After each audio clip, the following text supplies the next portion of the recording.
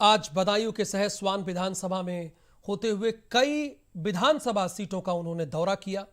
इस दौरान उन्हें वहां पर कैसा रिस्पांस मिला, आपको अपनी इस रिपोर्ट के जरिए दिखाते हैं।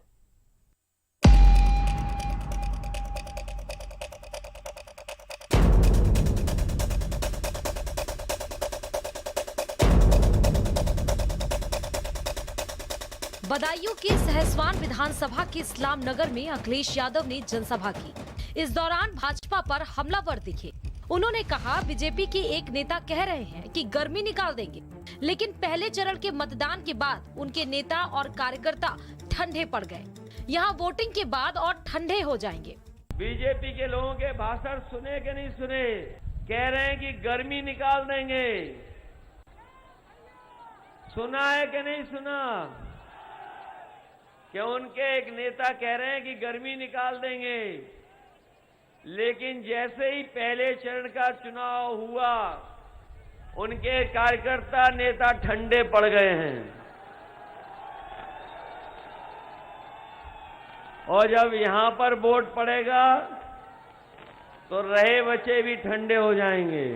अखिलेश यादव ने कहा कि इतने बड़े पैमाने पर बेरोजगारी कभी नहीं आई। नौकरियां फौज की और पुलिस की सब बंद कर दी गई। नौजवान परीक्षा की तैयारी कर रहा था, परीक्षा देने भी गया तो पेपर लीक हो गया, परीक्षा रद्द कर दी गई। सपा की सरकार बनेगी, सारे सरकारी महकमों में लाखों भर्तियां पूरी की जाएंगी। ये गर्मी निकालने वाले समझ ले, समाजवादी सरकार बनेगी तो हमारे नौजवानों के लिए भर्ती और नौकरी और रोजगार निकालने का काम करेंगे। अखिलेश ने कहा, जो सरकार गरीबों को ऑक्सीजन नहीं दे पाई, उस सरकार को हटाने के लिए भी यह चुनाव है। कई महत्वपूर्ण नेता हमें कोरोना के कारण छोड़कर चले गए।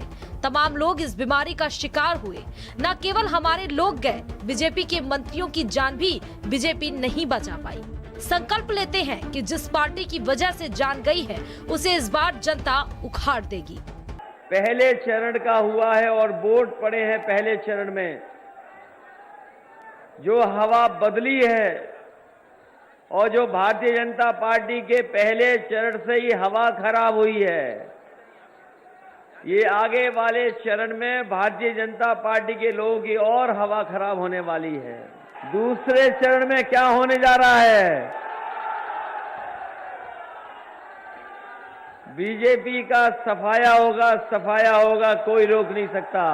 बीजेपी के जो छोटे नेता हैं वो छोटा झूठ बोल रहे हैं, जो इनके बड़े नेता हैं वो बड़ा झूठ बोल रहे हैं, और जो सबसे बड़े नेता हैं वो सबसे बड़ा झूठ बोल रहे हैं।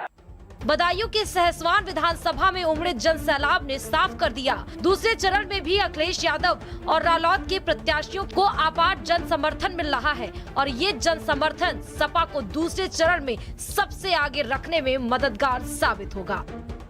स्पेशल रिपोर्ट, भारत समाचार।